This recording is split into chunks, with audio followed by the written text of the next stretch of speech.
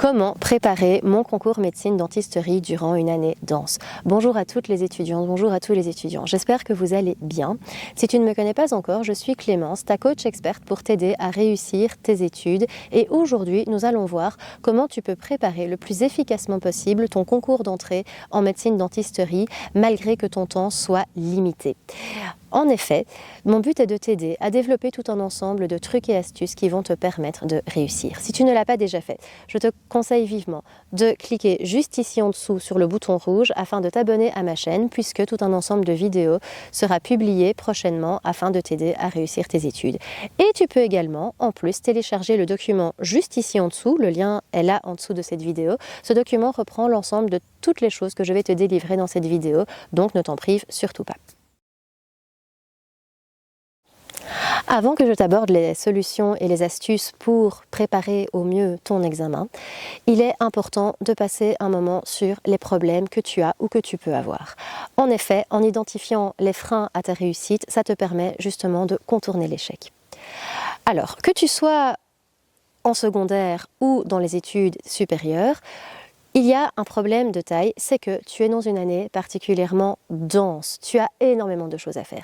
Si tu es déjà aux études, eh bien, je ne vais pas devoir te démontrer que tu dois suivre les cours, remettre tes notes en ordre, réaliser des synthèses, rechercher des informations dans les livres de référence, préparer tes travaux pratiques, organiser tes laboratoires, rendre des travaux, des interrogations d'entrée et que sais-je. Tout ça, tu en es bien évidemment particulièrement au courant.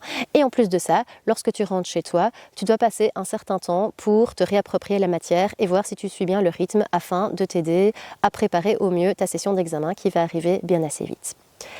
Et si tu es en secondaire, ce n'est pas forcément plus facile pour autant parce que tu as déjà ton rythme scolaire qui est occupé de 8h à 16h, plus ou moins, le temps que tu rentres de l'école, que tu réalises ton travail scolaire entre les interrogations à préparer, les devoirs à faire, les préparations et en plus de ça, des travaux de groupe en plus, pourquoi pas, ton horaire est déjà bien assez occupé.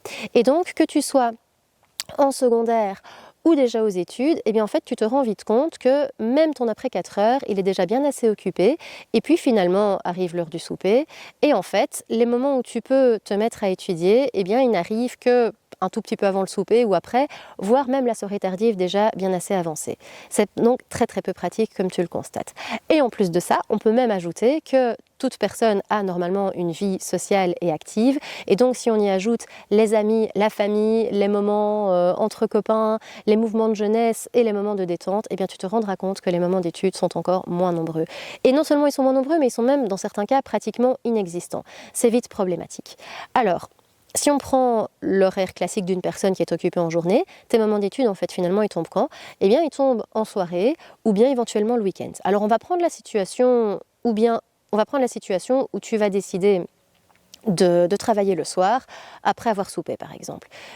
Très volontaire, tu te dis, allez, je m'y mets, je dois maîtriser aujourd'hui mon MRUA. Tu allumes ton ordinateur dans le but d'aller regarder une vidéo sur YouTube qui t'explique cette matière de physique que tu n'as pas super bien compris à l'école ou qui est trop loin dans le passé. Et donc tu te dis que voilà, tu vas t'y mettre par toi-même pour apprendre à maîtriser ce contenu. Et puis en te connectant sur YouTube, tu vois qu'il y a des suggestions de vidéos très intéressantes qui te tentent. Tu regardes une, bon allez, une seule ça ira, après je m'y mets, puis une deuxième, une troisième. Et parallèlement à ça en plus, tu as ta boîte email qui est ouverte, tu regardes un mail qui arrive d'un ami, au passage tu as aussi un message Facebook qui bip de ton meilleur ami que tu n'as plus vu depuis un moment, et au passage d'être sur Facebook, tu vois qu'il y a des publications de personnes que tu regardes vite fait, et en fait au final, là où tu étais censé t'y mettre dans 5 minutes, finalement le temps s'allonge et tu ne t'y es pas encore mis. Tu reportes. Et un autre cas de figure, tu n'as pas spécialement de distracteur sous les yeux, mais par contre, quand tu sais que tu dois t'y mettre et que tu es censé t'y mettre, en fait, tu as envie de tout faire sauf ça. Même les trucs les plus chiants du monde, comme le ménage ou le rangement, peu importe, tu as envie de le faire parce que ça te paraît plus intéressant que de te mettre à cette lourde tâche qui est d'étudier.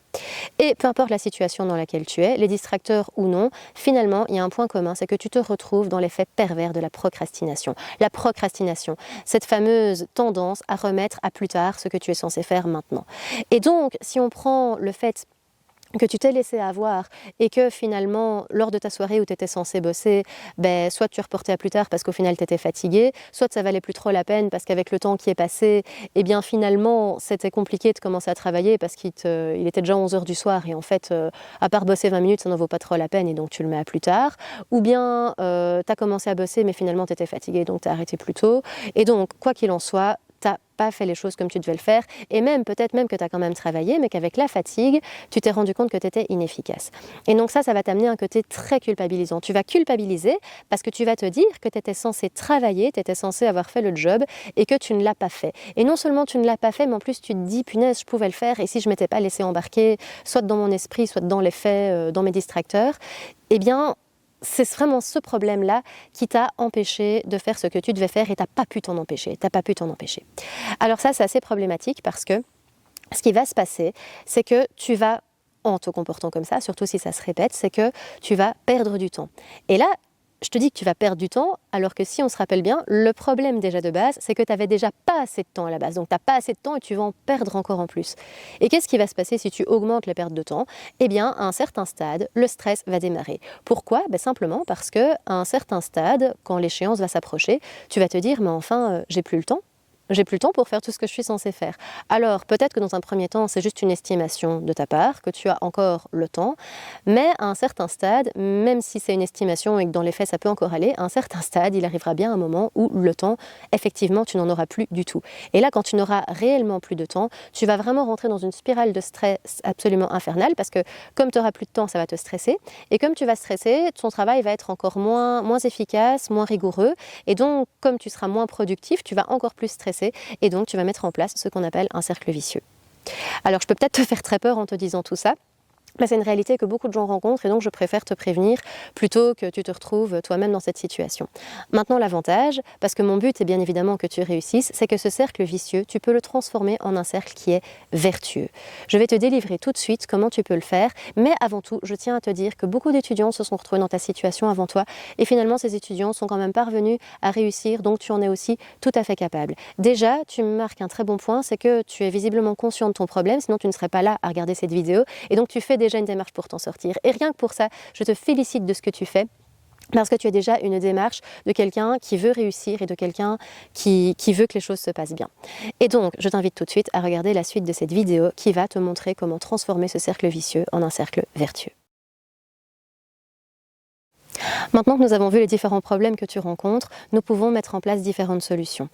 Trois astuces qui vont te permettre de préparer le plus efficacement possible n'importe quel type d'examen durant une période de temps particulièrement dense. Première astuce, mettre en place des rituels précis autour de tes moments d'études. Deuxième astuce, évaluer régulièrement ton niveau de connaissance et pouvoir le situer dans le temps. Troisième astuce, bien gérer ton stress. Pour la première astuce de la mise en place de rituels précis autour des moments de travail, elle se décompose en 3 sous-points. Premier sous-point, choisir des moments de travail qui te parlent. Deuxième sous-point, planifier ton travail. Troisième sous-point, t'octroyer des moments de récompense et de détente. Alors, pour cet aspect de mettre en place des rituels autour de tes moments de travail, en commençant par choisir des moments de travail qui te parlent, cela veut dire que durant toutes les choses que tu vas entendre de la part de gens qui vont te dire « Ah, moi quand j'étais aux études je faisais comme ça, tu dois faire comme ça », en fait, en réalité, même si ça a bien fonctionné pour ces personnes, ça ne fonctionnera pas forcément pour toi. Toi, tu dois choisir les choses qui te parlent à toi, qui te correspondent à toi. Il n'y a pas deux manières identiques de faire parce que tout simplement nous sommes tous différents. Alors dans ces conditions de travail, en fait, elles peuvent se décliner en choix de lieu, en choix de moment et en choix de manière de faire. Alors le choix des lieux, ça va être par exemple étudier dans ta chambre, dans un bureau, dans une bibliothèque, en espace public. En fait, il n'y a pas de règle. Pour le choix des moments, eh bien, il y a des personnes qui vont être très efficaces le matin et pas du tout l'après-midi. D'autres en soirée trouveront qu'elles sont déjà fatiguées parce qu'il y a déjà eu la journée, alors que certaines trouveront que les soirées c'est pratique parce que c'est bien calme. Certains seront même super efficaces la nuit. En fait, en gros, une fois de plus, il n'y a vraiment pas de règle. Il faut juste que le moment durant lequel tu travailles soit un moment qui te corresponde et où tu te sens efficace et où tu te sens avancé. Et enfin, pour la manière de faire, eh bien, il y a des gens, ça va être en marchant, d'autres ça va être en parlant, d'autres ça va être en étant bien installé installé dans un fauteuil ou dans un lit, certains c'est un bureau. Encore une fois, il n'y a pas de règle. Et si je te prends mon cas personnel, par exemple, moi j'avais besoin d'avoir même pas un bureau, mais des tables, des annexes. Je mettais vraiment plein de trucs autour de moi pour pouvoir déposer tel livre de référence, tel dictionnaire, telle note de cours de quelqu'un, telle synthèse. Enfin bref, j'avais besoin d'avoir tout mon espace bien densifié par tout plein de manières différentes d'emmagasiner l'information. Et je pouvais avoir accès à tous mes trucs, en plus de quoi noter. Enfin bref, il me fallait vraiment beaucoup de choses autour de moi. Et si je prends mon compagnon, en fait, c'est tout l'inverse. Lui, il lui fallait un bureau absolument vide. C'était juste une feuille et un bic et c'est tout. Des murs blancs pour pas être distrait par les mouches qui volent, alors que moi, il peut y avoir n'importe quoi dans la pièce. Ça ne me pose pas de problème tant que c'est silencieux. En fait, en gros, je te montre une fois de plus qu'il n'y a pas de règle, mais que tu dois vraiment choisir les conditions qui te parlent à toi et toi seul. Tu as le droit de dire à telle ou telle personne que même si elle a les meilleures intentions du monde de vouloir te conseiller, de dire que toi, en fait, ça ne te correspond pas. Maintenant, il faut trouver ce qui te correspond. Là, c'est une autre chose. Alors, en plus de tout ça, maintenant on en arrive à la partie sur la planification. Alors la planification, pourquoi est-elle importante? La planification, je parlerai de cette thématique de manière plus détaillée dans d'autres vidéos, mais en attendant, il y a quand même quelques points clés qu'il faut que je te dise ici. La planification, ce que tu dois vraiment faire absolument par rapport à ça, c'est que tout ce que tu dois maîtriser doit absolument se retrouver dans ton planning. Tout doit se trouver dans ton planning, il doit reprendre l'ensemble de tout ce que tu es censé faire. Pourquoi? Parce que ton planning va aussi te servir à pouvoir, et ça ce sera la suite de la vidéo, mais à pouvoir tout simplement vérifier où tu en es dans ton état d'avancement.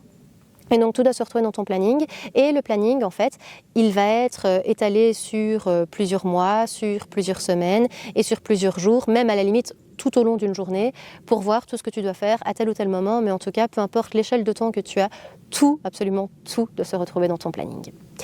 Et enfin, la suite logique par rapport à ce planning, c'est que quand tu es parvenu à réaliser un objectif autour de ça, c'est que tu vas te féliciter pour y être parvenu et tu vas te récompenser. Alors, les récompenses peuvent être de plusieurs types, mais elles doivent quand même répondre à 3 caractéristiques principales. La première, c'est que ça ne doit pas être sensationnel, enfin, c'est une récompense, on va dire, du quotidien, qui ne te fasse pas perdre trop de temps.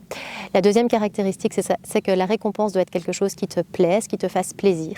Et la troisième caractéristique, c'est que la récompense, elle vient après. Elle vient après le moment de travail que tu as fourni. Pourquoi est-ce qu'elle doit venir après? Pour 2 raisons. La première, c'est que si tu mets la récompense avant le moment de travail ou pendant ou quand il est quasi fini, c'est que tu reportes en fait le moment où tu vas le démarrer ou le moment où tu vas le terminer. Et le but, c'est justement de ne pas perdre de temps et de ne pas reporter ton travail, ne pas procrastiner, rappelle-le toi. Et la deuxième chose, c'est que si à un moment tu en as vraiment marre d'étudier, eh bien le fait de savoir qu'une fois que tu as fait ce que tu devais faire, tu peux t'octroyer cette récompense et que tu peux te faire plaisir, et bien ça va te motiver à poursuivre ton objectif et à continuer. Alors la récompense, ça peut être des petites choses toutes simples, ça peut être manger un morceau de chocolat, aller faire une balade à un endroit qui te plaît, aller voir des amis, téléphoner à ta copine. C'est vraiment très très variable en fait, d'accord? C'est vraiment en fonction de ce qui toi te parle. Nous voici maintenant au deuxième grand objectif, à la deuxième astuce, qui est d'évaluer régulièrement son niveau de connaissance et le situer dans le temps. Alors, ton niveau de connaissance, il ne s'agit pas juste de le travailler et d'avancer sur ton boulot et ce que tu dois faire, mais à un moment, il faut pouvoir vérifier que tu connais, vérifier que tu maîtrises et que c'est une matière que tu possèdes, que tu es capable de l'expliquer à n'importe qui, que tu es capable de répondre à une question d'examen là-dessus. Alors, comment tu peux faire ça? Eh bien, en expliquant à quelqu'un d'autre, en t'entraînant à faire des examens des années précédentes, en expliquant à quelqu'un pour vérifier que tu connais bien et que tu maîtrises, en réalisant des exercices lorsque ton cours est fermé et sans avoir besoin d'aller vérifier la méthode ou d'aller poser des questions. Bref, voilà, c'est tout un ensemble de choses où tu te mets en conditions réelles et où tous les cours fermés, tu dois être capable que ça sorte de toi, que ça se produise et tu dois être capable de l'expliquer. Ça montre que tu maîtrises ces connaissances. Et puis, le deuxième point lié à cette maîtrise de niveau de connaissance, quand je parle de le situer dans le temps, ça veut dire que avant ton échéance, en fait, tu as un certain temps qui est imparti et il faut que tu puisses te rendre compte si ton rythme de travail est bon. Par exemple, s'il te reste 10 mois avant l'examen et que tu as 100 objectifs à faire, 100 points à faire, eh bien idéalement, tu es censé en faire 10 par mois. Si tu en as fait une dizaine ou un petit peu moins sur le mois, c'est correct. Par contre, si à la fin du mois, tu n'en as fait qu'un, ben évidemment, ça veut dire que tu n'es pas assez rapide, ton rythme n'est pas assez soutenu. Pareil, cette évaluation peut se faire aussi à la moitié du temps imparti. À la moitié du temps imparti, tu es censé avoir fait plus ou moins la moitié forcément, et donc la répartition entre ce que tu maîtrises déjà et ce que tu dois maîtriser encore doit être plus ou moins à l'ordre de 50%. Si tu en es à 40%, ça peut aller, si tu en es à 10%, ça ne va pas, tu dois rectifier le tir et tu dois accélérer le rythme et étudier plus régulièrement ou en tout cas plus efficacement. Voilà pour cette situation dans le temps. Et ces deux points précédents dont je t'ai parlé, que ce soit la mise en place des rituels et l'évaluation régulière, eh bien tout ça, qu'est-ce que ça va te permettre de faire? Eh bien ça va t'aider à arriver au troisième point qui est de bien gérer ton stress. Si tu maîtrises ces points-là, en fait, tout naturellement, ton stress, il va diminuer parce que tu seras plus performant. Si tu es plus performant, tu seras plus efficace et donc tu seras plus motivé et donc tu travailleras mieux, et comme tu travailleras mieux, tu stresseras moins, et donc comme tu stresseras moins, tu seras plus motivé et plus enclin encore à travailler correctement. Et là, en fait, qu'est-ce que tu vas faire? Eh bien, tu vas mettre en place un cercle vertueux. Ton cercle vicieux va se transformer en un cercle vertueux.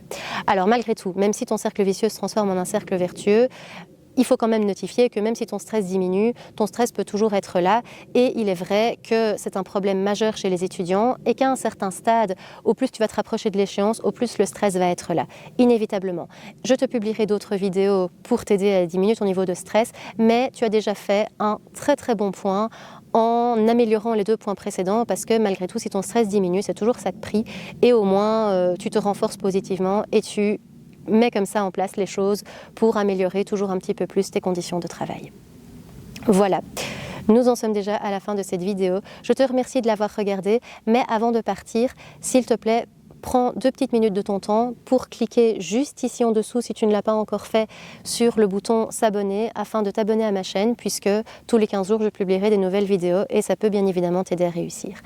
Également, si tu ne l'avais pas encore fait non plus, tu peux aussi télécharger mon document juste là en dessous. Il reprend l'ensemble et la synthèse de tout ce que je viens de te dire, donc ne t'en prive surtout pas, ça peut tout à fait t'être utile à un certain moment de pouvoir reconsulter ces informations-là par la suite.